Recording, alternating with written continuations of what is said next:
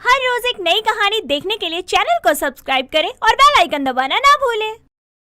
मुझे माफ कर दो सुरेखा बहन, मैंने तुम्हारे साथ आज तक बहुत गलत किया, लेकिन अब मैं समझ गई हूँ कि लड़ाई में कुछ नहीं रखा और तुमने हमेशा मेरा बहुत साथ दिया है।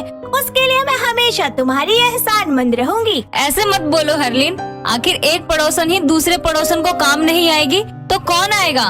हरलीन और सुरेखा दोनों अपने पतियों के साथ में मनाली घूमने के लिए जाते हैं। मनाली की खूबसूरत वादियों में जाकर उन्हें बहुत अच्छा लगता है। वो अपनी सारी पुरानी यादों को भूलने की कोशिश करते हैं। ऐसे ही वो सब मिलकर एक लेक को देखने के लिए जाते हैं। जैसे ही ये लोग वहाँ जाते हैं तो उन्हें पता चलता है कि लोगों की भीड़ एक जगह पर जमा है। तो माधव वहाँ जाता है और उनमें से एक आदमी से सवाल करता है, भाई साहब क्या हो रहा है यहाँ पर और इतनी भीड़ कैसे जमा है? अरे भैया क्या बताएं आपको, ये तो आमतौर पर हर जगह होता ही रहता है। एक अमीर औरत एक गरीब औरत से लड़ रही है, उसको जलील कर रही है। ये तो आपने बिल्कुल ठीक कहा, ऐसा तो हर जगह होता है। माधव उन लोगों के पास वापस चला जाता है और उनसे कहता है, ये भीड़ हम जैसे ही लोगों की वजह से लगी है। मतलब क्या है आपका? मतलब ये कि जो चीजें पहले हम किया करते थे आज ये लोग खुद कर रहे हैं। सही कहा आपने, हमें कुछ ना कुछ तो करना ही होगा। इसके बाद वो सब लोग उन लोगों के पास में जाते हैं और उन्हें समझाने की कोशिश करते हैं। वो सब लोग इन लोगों की तरह ही होते हैं। सुरेखा उनमें से एक औरत से बोलती है, मेरी बात सुनिए जरा। क्या है? देखिए आप लोग ऐसे लड़ क्यों रहे हैं? आखिर इतनी खूबसूरत जगह पे हम लोग घूमने आए हैं तो मजे करिए ना। ऐसे लड़कर अपना और दूसरों का टाइम क्यों वेस्ट कर रहे हो? आप होती कौन है हमें समझाने वाली? जी एक समझदार नागरिक जो अपने देश को और उसमें रहने वाले लोगों को जागरूक कर रही हूँ। अरे देखिए ना, कितनी अजीब सी औरत है, एक छोटी सी बात का बतंगड़ बनाई जा रही है। जी क्या हुआ है ऐसा? अरे होना क्या है, ये मेरी चीजों से हमेशा चिढ़ती रहती है, इससे मेरी अमीरी देखी नहीं जाती। अरे ओ मैडम जी, मैं नहीं जलती आपकी अमीरी से, बल्कि आप जलती हैं मेरे घर की सुख शांति से। मतलब आखिर कहना क्या चाहती हैं आप? जी बात ये है कि मैं और मेरा पति कम खाकर भी बहुत खुश है और ये इतने पैसे वाली होकर भी बहुत ही दुखी है। बस इसी बात का रोना लेकर रोज ही मुझसे लड़ती है। ये तो बहुत ही गलत बात है आपकी। देखिए आपको ऐसा नहीं करना चाहिए, क्योंकि एक समय पर मैं भी सुरेखा बहन के साथ आप ही की तरह किया करती थी। फिर वक्त के साथ मुझे समझ आया कि मैं तो बहुत गलत कर रही हूँ। सच में आप हम लोगों की तरह लड़ा करते थे? बल्कि आपसे भी बुरा। तो फिर आप दोनों के बीच सब ठीक कैसे हुआ? सुनना चाहेंगी आप? हाँ हाँ, क्यों नहीं। वो सब मिलकर एक खूबसूरत सी झील के पास जाकर बैठ जाते हैं। फिर हरलीन और सुरेखा मिलकर बबीता और जिया को अपनी कहानी बताना शुरू करते हैं।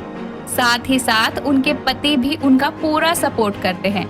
सुरेखा हरलीन से बोलती है, आप शुरू करोगे या मैं बताना शुरू करूं? आप ही कर दीजिए। ठीक है, अगर मेरी किसी भी बात का बुरा लगा हो तो उसके लिए मैं पहले ही माफी मांग रही हूँ आपसे। जी मैं जानती हूँ कि हमने जो कुछ भी एक दूसरे के साथ किया है वो बेहद ही शर्मनाक भी है और मुझे उसका पछतावा भी है, पर कोई बात नहीं, आप बेझिझक होके सब कुछ बताइए। सुरेखा उन्हें 1.5 साल पहले की कहानी बताना शुरू करती है, जब सुरेखा और हरलीन एक दूसरे से लड़ा करते थे। सुरेखा हर रोज की तरह अपने घर की सफाई कर रही होती है और उसे खत्म करने के बाद सुरेखा बाहर की सफाई करने लगती है। तो सामने से हरलीन उसे देख लेती है और उससे कहती है, अरे ओ भैंस की आँख, आज तो फिर मेरे घर के बाहर कूड़ा फैला रही है। अबे ओ, भैंस की आँख होगी तेरी और तेरे पति की। तेरी आँखें हैं या ढक्कन, तुझे दिखाई नहीं देता क्या? मैं अपने घर के आगे साफ सफाई कर रही हूँ। ए जो बोलना है ना मुझे बोल, मेरे पति पर मत जाइयो, नहीं तो अच्छा नहीं होगा। क्यों, अब से लग गई तेरी? ओ मैडम, अगर मैं सुलगाने पर आई ना तो तू यहाँ पर खड़ी भी नहीं रह पाएगी और तेरे पति के बारे में तो ना मुझसे अच्छा कोई जानता ही नहीं होगा। अरे सारा दिन गली के नुक्कड़ पर बैठा बस ताश खेलता रहता है। अबे ओ नेवली सी शक्ल की, ज्यादा मत बोल, मुझे सब पता है।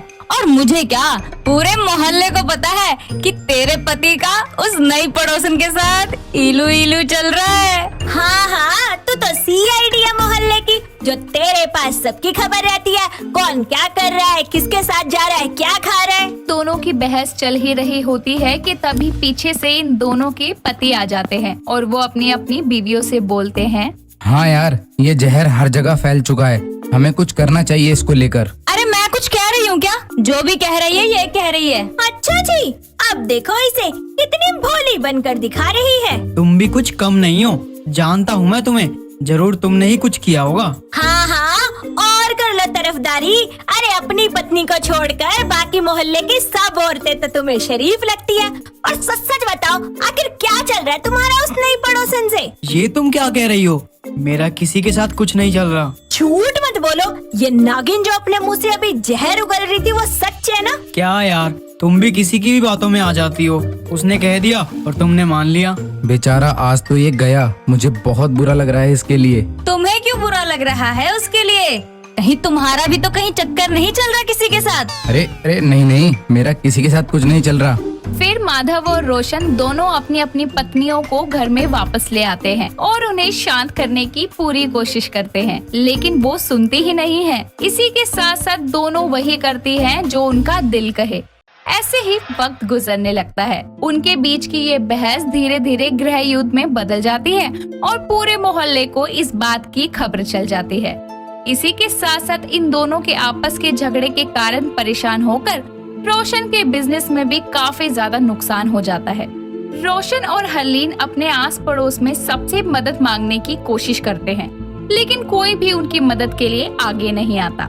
सुरेखा और माधव उनकी इस हालत को देखकर बहुत ज्यादा परेशान होते हैं और इसी के साथ साथ उनके पास आकर उनसे कहते हैं, हम कुछ मदद कर सकते हैं आपकी? जी, आप इस बुरे वक्त में हमारे पास आए हैं यही बहुत है, लेकिन जितने पैसों की जरूरत हमें है शायद वो आप ना दे पाए। उसकी चिंता आप मत कीजिए, वो हम देख लेंगे। माधव और सुरेखा अपना घर और सारी जमीन जायदाद को गिरवी रख देते हैं और इससे जो भी पैसा आता है वो रोशनी और हरलीन को दे देते हैं ताकि वो अपना सारा कर्ज चुका सके। वो लोग उनसे पैसा ले लेते हैं और अपने कर्जदारों को दे देते हैं। इसके बाद में धीरे धीरे वो माधव और सुरेखा का सारा कर्ज भी वापस चुकाने लगते हैं। आपका सारा पैसा अब आपको मिल गया? जी मिल गया है, और अब हम लोग लड़ते भी नहीं हैं। और आप लोगों को भी ऐसा ही करना चाहिए, एक दूसरे से लड़ने के बजाय एक दूसरे का साथ देना चाहिए। आप मुझे माफ कर दीजिए, आप बिल्कुल सही कह रही हैं और अब से मैं और ये कभी नहीं लड़ेंगे। और ना ही मैं। सुरेखा और हरलीन दोनों मिलकर उनके बीच में सुलह करवा देते हैं और वो लोग भी इन लोगों की तरह खुशी खुशी रहने लगते हैं। दोस्तों, अगर आपको ये कहानी पसंद आई तो इसे लाइक करें, शेयर करें और कमेंट करके बताएं कि कहानी में आपको सबसे अच्छा क्या लगा।